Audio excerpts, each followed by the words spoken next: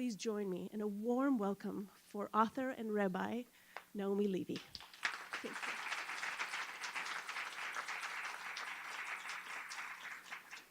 you. I want to thank Ronit for all her amazing help in bringing me here, and I want to thank Susan, who is not here tonight, but who made the shidduch to make this evening possible. I'm not fond of the weather, but we need it, so I thank God for the rains, and I want to wish you all a happy, wonderful spring, and if you're Persian, a happy Nowruz, and all good things. And thank you, Nick. Nick's running the sound, and he's videoing us, so we'll be able to share this with our friends. So I was wanting to speak with you tonight about eternity and the world to come, Olam Haba, and my understanding of heaven and the soul. Very small subject. And as I was trying to frame my thoughts, I remembered how I tried to explain my own spirituality to my kids when they were little.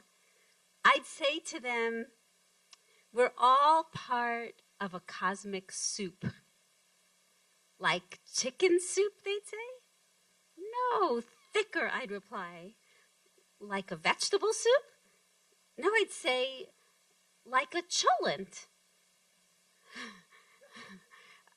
If you don't, what's a cholent? Well, a cholent is a Sabbath stew. And since traditionally Jews didn't light a fire on the Sabbath or cook on Shabbat, they'd fill a pot with carrots and beans and potatoes and beef, and they would put that pot on a low flame for 24 hours. And when it's done, a cholent is super thick and amazingly yummy. Everything has melted. The boundaries between the meat and the potatoes and the carrots and the beans have all given way to this velvety, savory stew. And that's always been my take on eternity. That we're living inside a giant cholent. That the spiritual world we can see is actually part of a spiritual world that is as close to us as our own breath. That we're all part of a churning cosmic stew surrounded by souls we cannot see. And that same stream of eternity runs through us and through everyone around us and everything around us. And as I was doing research, trying to describe our universe as a giant cholent, I came upon a far more eloquent description of our universe and eternity from Albert Einstein, who wrote these words.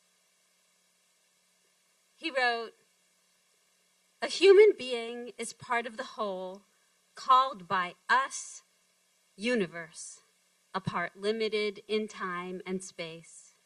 He experiences himself, his thoughts and feelings as something separate from the rest, a kind of optical delusion of his consciousness. The striving to free oneself from this delusion is the one issue of true religion. A human being is part of a whole. We call it universe. We may see ourselves as separate, as distinct from the rest, but it's merely an optical delusion. And the one issue, the one role of what Einstein calls true religion is to free ourselves from that delusion." You with me? This teaching, when I came upon it, sounded like it could have come from a Zen master or from a mystical text like the Zohar. But it's come to us from Einstein, who was speaking to us not as a Buddhist and not as a mystic, but as a physicist convinced of the unity of all existence, who saw the interconnectedness of matter, of time and space and the universe. Of course, I found the quote on the internet, and it was divorced of all context, just as a single snippet. And it's so easy to misunderstand when you have no context. It's hard to interpret. I wanted to know, where did Einstein write these words? Was it part of a lecture he gave? Was it a chapter in a book? Where did he write it? Who was he writing to? Who was the audience for these words? And what had elicited these words? I needed to know.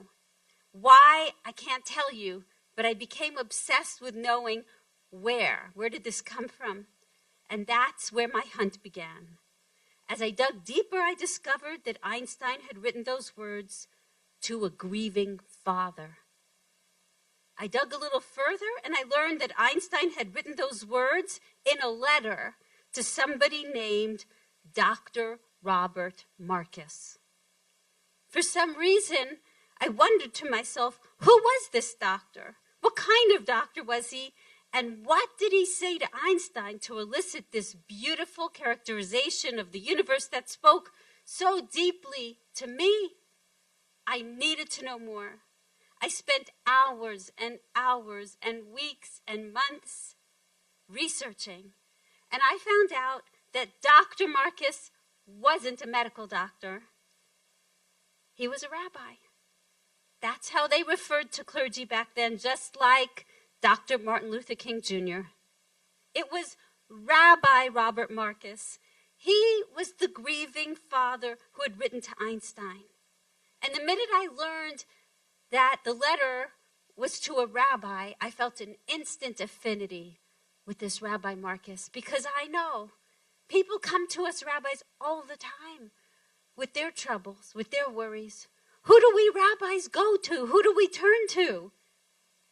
Who was Rabbi Marcus?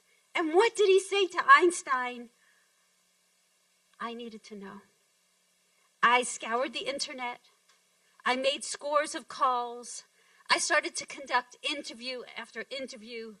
I flew to New York. I flew to Cincinnati. I flew to Jerusalem. And soon I began to peel back the layers of this mystery. Rabbi Robert Marcus was an Orthodox rabbi who also earned a degree of law from NYU. But he wasn't just any old rabbi with a law degree. Rabbi Marcus was a chaplain in the U.S. Army during World War II in General Patton's army. He was there on the beaches of Normandy. He was there in southern France and in Germany. And he brought comfort and solace to frightened, wounded, and dying soldiers. He was a captain, and he was awarded the Bronze Star. And I read the letters that Rabbi Marcus wrote home to the parents of kids who died in his arms. And then, on April 11th, 1945, Rabbi Robert Marcus was one of the very first chaplains to enter Buchenwald concentration camp upon its liberation. And as he walked through Buchenwald, he saw the indescribable inhumanity. Corpses piled high, the stench of burning flesh. And then he came upon the living corpses, human beings starved beyond all comprehension. And one by one, Rabbi Marcus told them, Yidden, Jews, I'm a rabbi. You are free. You are free. And as he walked deeper into this hellish world, he found children. 904 Jewish boys, which was an unbelievable sight because, as many of you know, children were the first to slaughter in the concentration camps. Rabbi Marcus finds 1,000 boys. They were malnourished, but they were alive. These youngsters became his personal mission. Among them was a teenage boy who looked more dead than alive, named Eliezer. but we don't know him as Eliezer. The world came to know him as Elie Wiesel. And then there was another little one. Rabbi Marcus's younger colleague, Rabbi Herschel Schachter, discovered a little boy hiding in fear in a pile of corpses. He looked at a pile of corpses and he sees something moving. And with tears streaming down his own face, he picks up a little boy and asks him in Yiddish, "What's your name, my child?" "Lulik," the little boy replied. "How old are you?" the rabbi asked. "What difference does it make?" Lulik, who was only 7 years old, said. "I'm older than you anyway." "Why do you think you're older?" Rabbi Schachter asked, smiling. "Because you cry and laugh like a child," Lulik replied, "and I haven't laughed in a long time, and I don't even cry anymore. So which one of us is older?" Little Lulik grew up to be Rabbi Yisrael Meir Lau, the chief Ashkenazi rabbi of Israel. Wow is right. Like Lulik, people who observed these boys noticed that they looked like children, except two things stood out. First, it was their eyes. They weren't children's eyes. They were the eyes of adults who had seen far too much pain and suffering. And the other thing was, they didn't know how to play children's games. They were drawn to the radio and the newspaper headlines and needed to know what was going on in our world. These kids would stay on for many months together with Rabbi Marcus in Buchenwald under his protection. It was his mission to let them be children again, to restore some measure of innocence and laughter into their lives. They were all orphans with no home to return to, no parents to come home to, no arms awaiting them to embrace them. And he took it upon himself to become their home, their father, their mother, their rabbi, their teacher, with arms wide enough and a heart big enough to embrace them all. And of course, when he'd look upon their beautiful faces, he couldn't help but long for his own children back at home, who he missed so terribly. There was his wife, Faye, and a little one named Jay, and an even smaller one named Stephen, and a newborn, a little girl named Tammy, who had been born while he was overseas, and he'd never even met her yet. But Rabbi Marcus stayed on in Buchenwald, committed to restoring these boys to health and to finding them a new life. There were classes that he taught and religious services that he led. He wanted to teach them to believe in a new day, to trust again, to hope again, to have faith again. Rabbi Marcus was also instrumental in establishing a farm on German soil, the first of its kind, to teach young teenage boys and girls the skills they would need to make Aliyah to Israel. He was a passionate Zionist. This farm, this Jewish farm, was called, of all things, Kibbutz Buchenwald. And there, these teenage kids were learning to work the soil. Rabbi Marcus wrote in June of 1945, they have cows, horses, sheep, oxen, and tractors. They've learned to laugh again, to play and sing, and to dwell on things of the Spirit. And then Rabbi Marcus succeeded in arranging safe passage for hundreds of his boys, including Elie Wiesel, into France on the same cattle cars that had taken their parents to slaughter and that had taken them to Auschwitz and then to Buchenwald. And Rabbi Marcus insisted on personally escorting them there. He wrote about how on those trains, on those cattle cars, the boys would lean their heads out the window and scream at German passersby, "Where are our parents? Where are our parents?" When I learned that Elie Wiesel was one of Rabbi Marcus's Buchenwald boys, I became also obsessed with the possibility of interviewing Elie Wiesel and asking him about Rabbi Marcus, because I just knew he might have something very special to share with me. Well, I called the Elie Wiesel Foundation, and I wrote snail mail, and I sent emails, and I always got back the same response, that his schedule is fully booked. But feel free to try again. Week after week, after month, I tried. And we'll get back to Elie Wiesel. Remind me to not forget to get back to Elie Wiesel. And then, getting back to Rabbi Marcus, he takes the boys, including Elie Wiesel, to these orphanages in France. And then months later, he heads right back to Germany because he's found safe passage on a ship for all the kids, all the boys and girls from Kibbutz Buchenwald on a ship to Israel, at the time called Palestine. He's found them safe passage. And once again, he insists on personally escorting them on the journey. That journey was quite the ride. And one of the passengers on that ship described the journey to me. She was a 16-year-old girl, and many of you are familiar with her as well. Her name became Dr. Ruth Westheimer. Dr. Ruth told me about how she and her friends would dance the hora on the decks of that ship and sing Jewish folk songs. She said to me, Naomi, the facilities were low, but the optimism was high. They landed or docked on the Haifa port on Rosh Hashanah. And Rabbi Marcus had the honor of leading the most incredible Jewish New Year Rosh Hashanah service beneath the clear Mediterranean skies. And he said, never in my life did it feel so good to be a Jew. My kids have come home.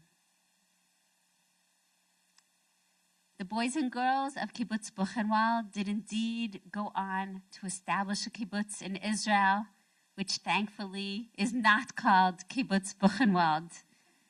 It's called Kibbutz Netzer Sereni.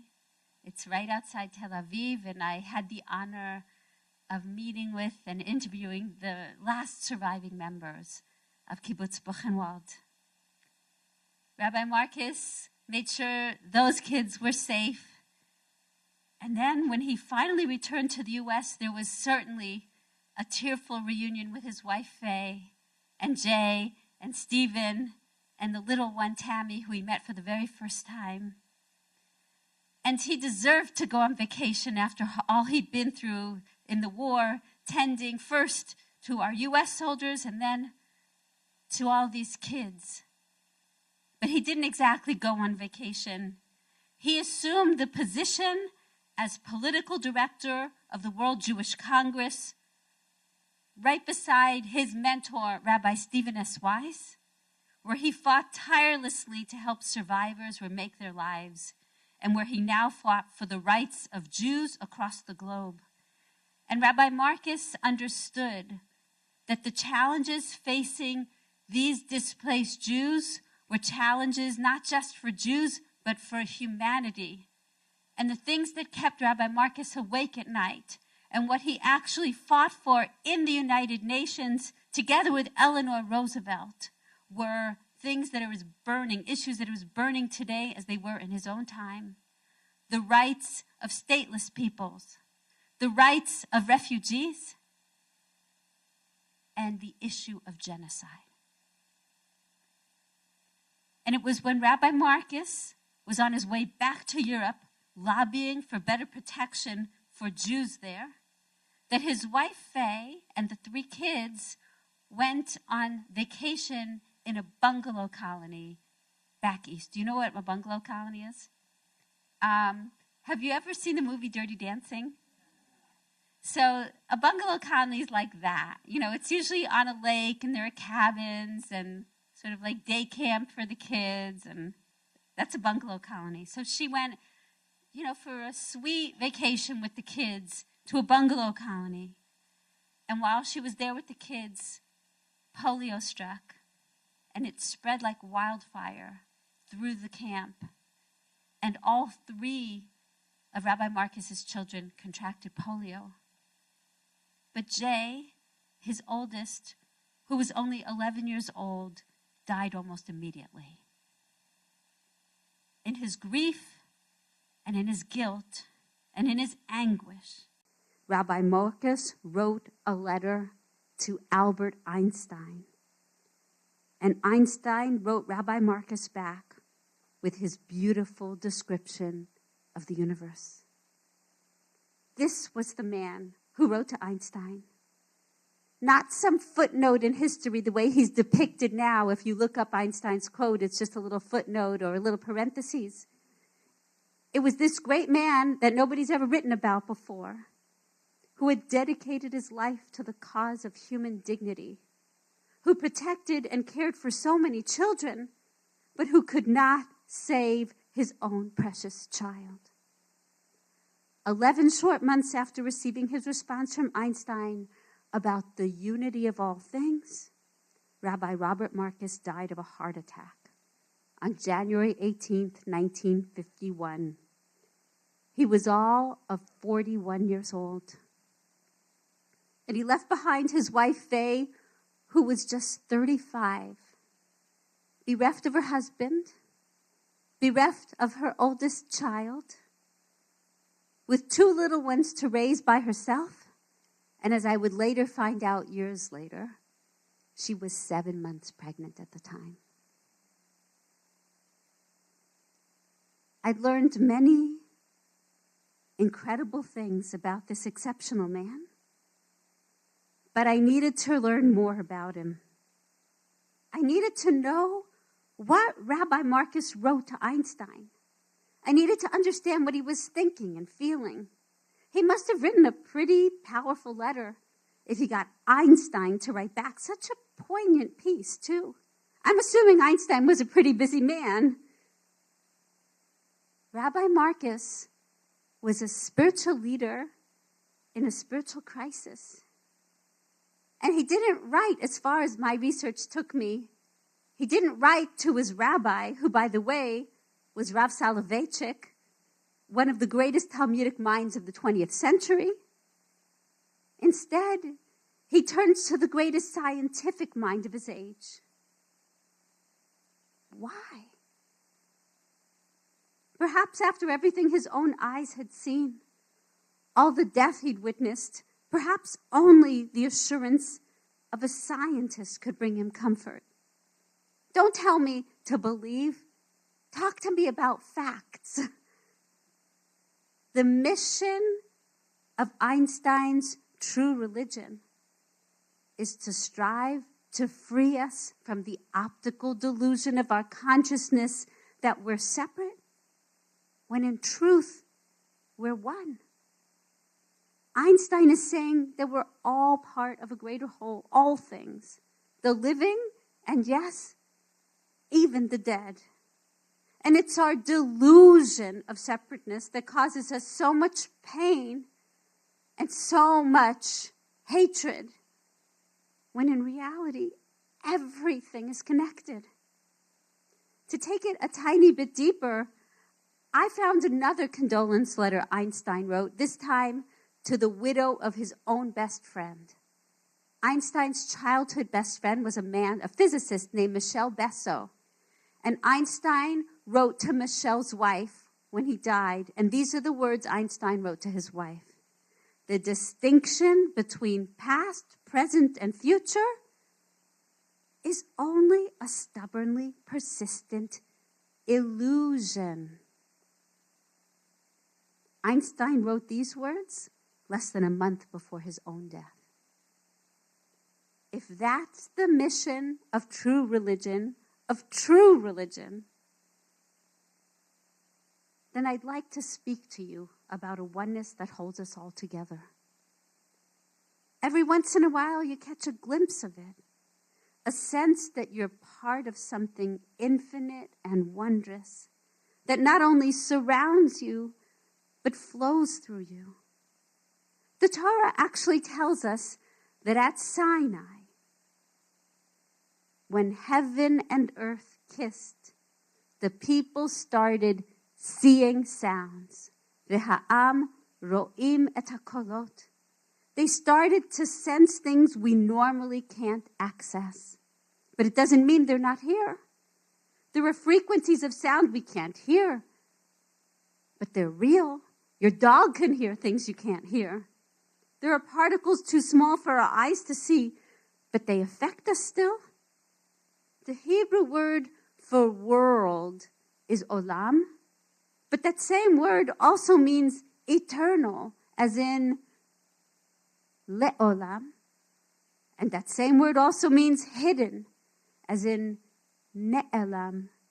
We live in a world that is eternal and it's hidden. The physical world and the spiritual world, they're often described as differentiated in space. You can think about what we say on Yom Kippur. We say, B'yeshiva shamala or B'yeshiva shamata. There's a heavenly court above and an earthly court below. Or you can even think of the scene of Jacob's letter in the Bible that has angels descending and ascending. But I believe, and the Jewish mystics actually teach us that they're not separated by distances, but merely by states of consciousness and perception. Heaven may be closer than you think. It may be inside you and all around you.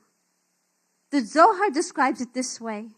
It says the physical world we live in is called Alma de Pruda, the world of separation, where things can seem disjointed and disconnected. And our goal in life is to strive to overcome all this fragmentation so that we can experience Alma de Yehuda, the world of unity and oneness, where polarities melt away and everything is revealed as one. Which is what we proclaim every single time we pray the words of the Shema. Everything is united in the one. We are part of a cosmic cholent. It is near and it is far, and it was and it is and it will be.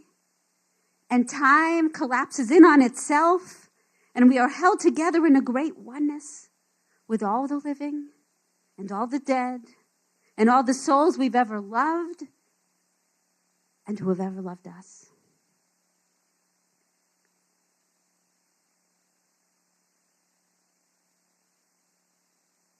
For 3 years, I wrote to Elie Wiesel. I called his offices. I emailed. I snail mailed. I pulled every rabbinic string I know how to pull. No luck. And then a colleague of mine who actually knew Elie, he said to me, Naomi, I've heard lately that his mind isn't what it used to be.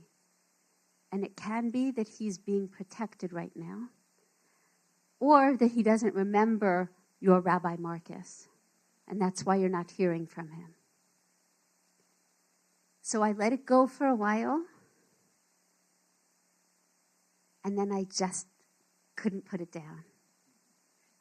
Maybe I'm a little bit of a pit bull, but I tried and I tried. I waited and I reached out, and then one day I got a response. Elie wanted to speak with me. On the afternoon of our interview, I was so excited, my heart was pounding in my chest. I still worried that Elie might not have much to tell me about Rabbi Marcus, but I was so grateful and honored to be able to speak with him. And then I asked my first question. Do you remember a man named Rabbi Robert Marcus? Elie said, do I remember? He said, I saw a soldier appear with a Magen David, the Star of David, sewn onto his military uniform. Eli explained to me this meant a lot. He said, up to that very moment, for us, a Star of David, a Magen David on your clothing was the mark of death. And here suddenly, it was a mark of freedom. That's not something you forget. Then Eli told me about the power of that moment when Rabbi Robert Marcus led the very first prayer service in Buchenwald.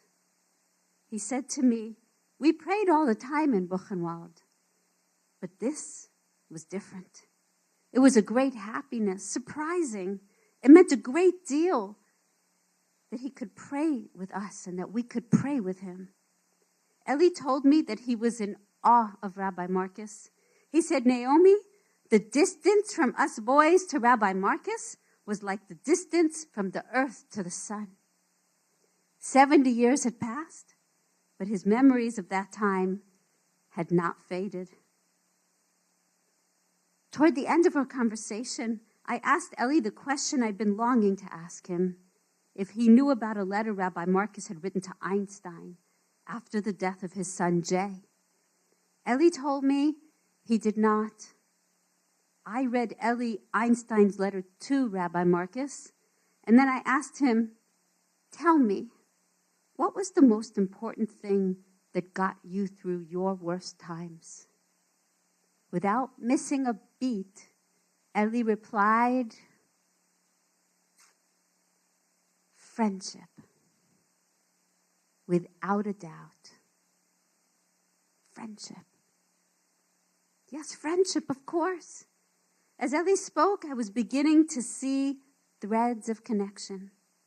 The way you can be even a friend to a total stranger. How Rabbi Marcus was there for Elie Wiesel, and how Einstein was there for Rabbi Marcus. Strangers who'd reached beyond themselves to lift up and save another. People who rose above that optical delusion of separateness. We're all part of a whole. And you never know how a stranger is going to enter your life and save you and lift you and liberate you from the delusion that you're alone in this world. How am I doing with time?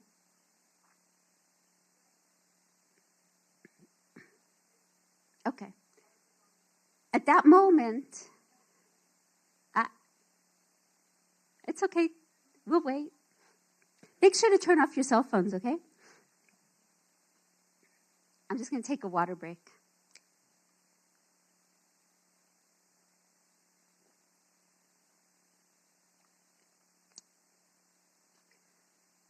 At that moment, I was about to say thank you and hang up, but then I realized that I owed Elie Wiesel my gratitude.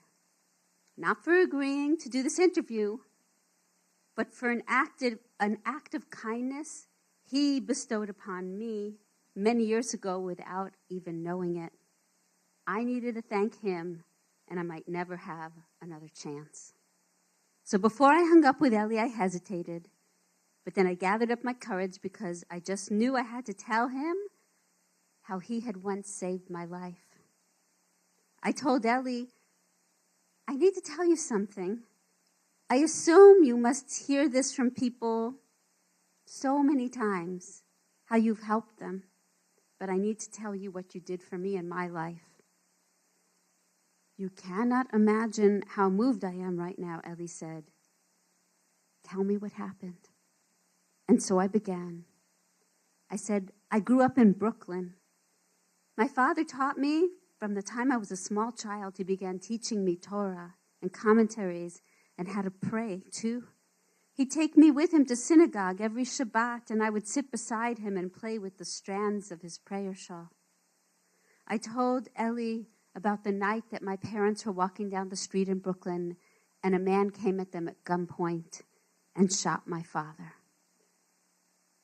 I told Elie about my father's murder when I was 15 years old, and that I was an angry kid, so angry and lost and sad. I said I didn't have a plan for ending my life, but I didn't have any plan for living either. I was only 15 years old, and I felt like I had come to the end of things. My father was gone. My mother wasn't the same woman anymore. Shabbat wasn't the same.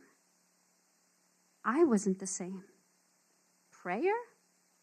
How could prayer be the same? And what good was God anyway? I said, at that lowest point of my life, my mom saw that you were giving a lecture, and she asked me to go with her. I didn't want to go, but she encouraged me, and I went. It was a freezing cold December night, and we took the subway from Borough Park all the way up to the 92nd Street Y. I walked into this massive auditorium full of old people, and I so didn't want to be there. I said to him, we were sitting in the second to the last row, and I so regretted that I'd agreed to come to this thing. But then all of a sudden the lights went down, and you walked on stage and sat down at a desk with just a spotlight on you and began speaking. At first I was daydreaming as you spoke, but then your words began to seep into my well-defended heart. Yes, your words were sinking in, the kindness of your voice. And your hands were performing some sort of ballet in the dark. It was as if your hands were doing a performance to the words you spoke all on their own. I remember being transfixed by your hands and realizing it was the first time I'd experienced beauty since the day my father died. I was mesmerized, watching and listening to you, a man who had been to hell and back, and seeing you offer beauty to the world gave me some sort of spark of hope. And somehow that night, you opened a door for me to step through. That night was the beginning, a first step in many steps that would lead me back, bit by bit, out of the depths that had threatened to overtake me. Many years have passed, and I've had many causes for joy. And I want to thank you for teaching me that there was hope in my future and that I would have cause to celebrate and to give thanks one day. I said to Ellie, a man stands in front of an auditorium of 2,000 people, and he has no idea that he's just opened a new door for some lost 15-year-old kid who was listening and taking it all in. Ellie said to me, you cannot imagine how touched I am right now. Sadly, Elie Wiesel died not long after our intimate conversation. I will treasure the precious wisdom he shared with me always and the final words we spoke to each other. He said to me, Naomi, you found your way.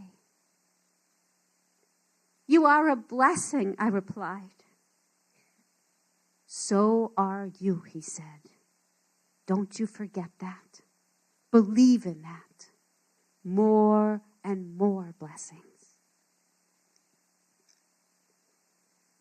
More and more blessings to you, Ellie, in this world and beyond. And more blessings to all of you.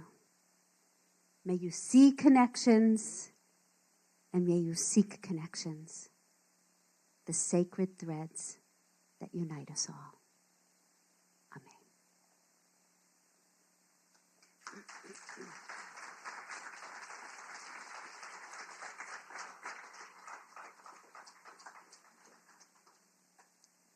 I'm happy to take a few questions. Yes. Thank you.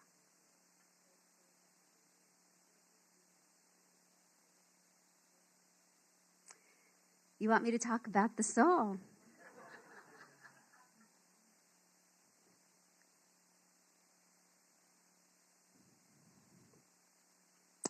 My belief is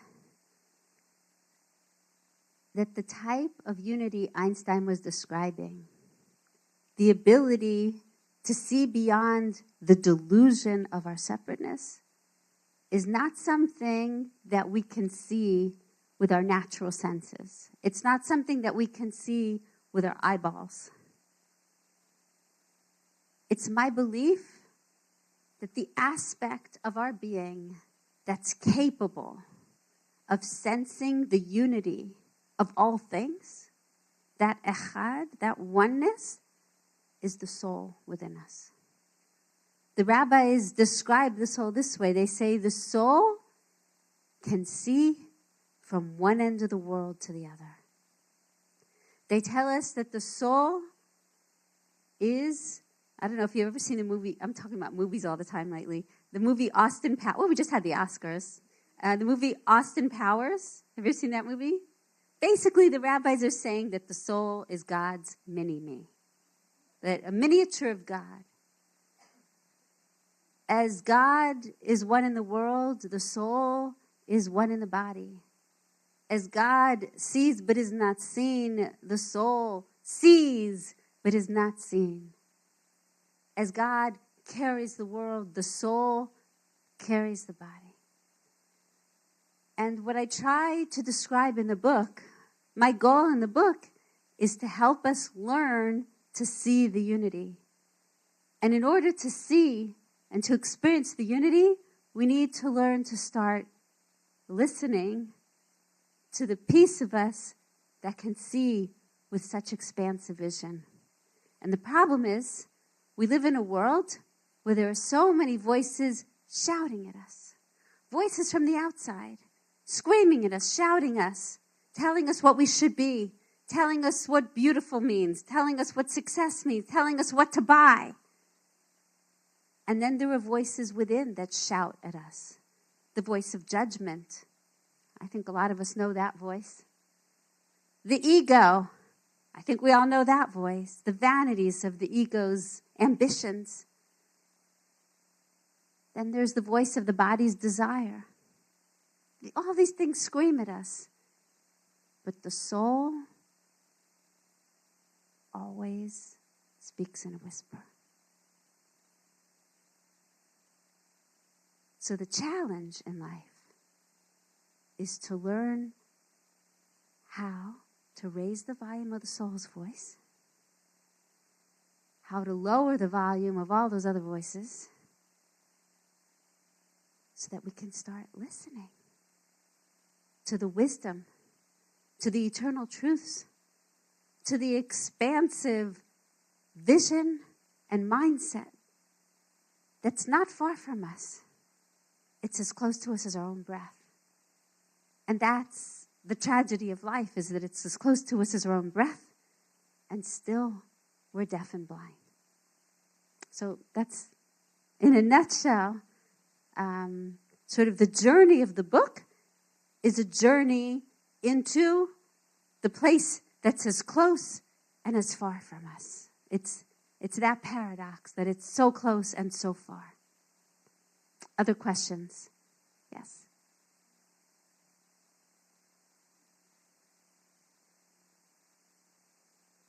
If you make it brief, is it a question or is it a story? Okay. I'll be like Jeopardy. Pose it as a question.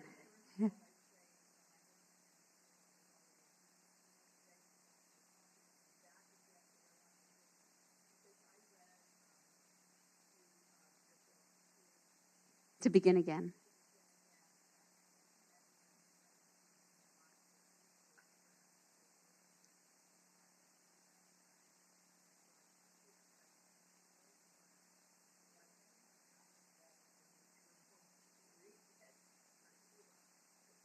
Thank you.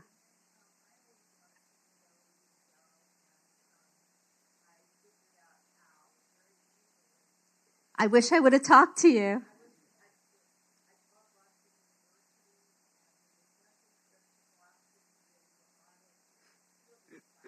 Mm-hmm.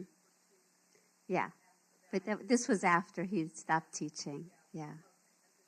Thank you.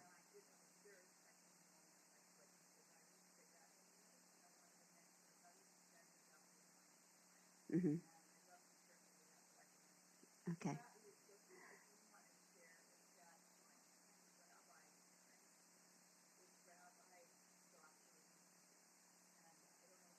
He's not related to me.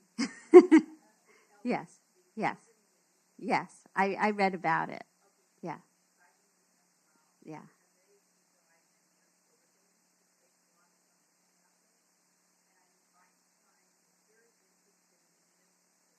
Mm-hmm.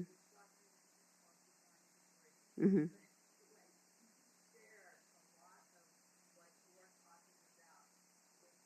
Yes, I know. Yes. Thank you. Thank you. Thanks for sharing that. Any last question? Or two? Okay. Wait, you know what? I'll go to this side first and then I'll come back to you. I'm feeling like they're being neglected. There was somebody on this side.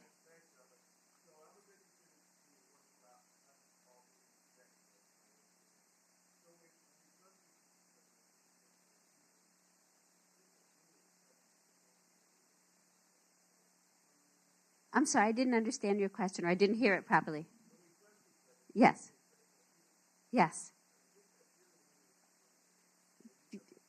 Beautiful. So, yes, that sense, I talk about it in the book. Sometimes you'll meet somebody new and you feel like you've known them your whole life long.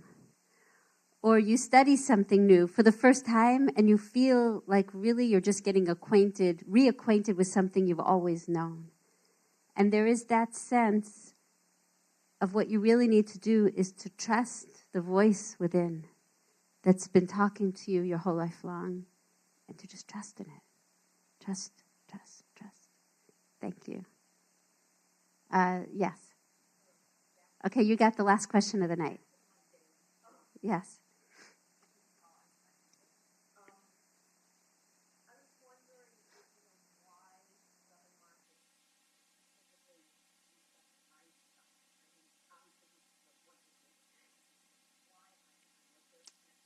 Well, I'm not going to give it away. It's in the book. I'm not forcing you to read the book, but the book is like, it takes you on this journey and you don't find out till the end. It's like all these little pieces of a puzzle, and I don't give my big reveal to the end. So, okay. So I want to thank you all for welcoming me and so warmly, and for coming out in this inhospitable weather, but very much needed weather. And I just want to say, Hashem imachem, may God be with you. Amen.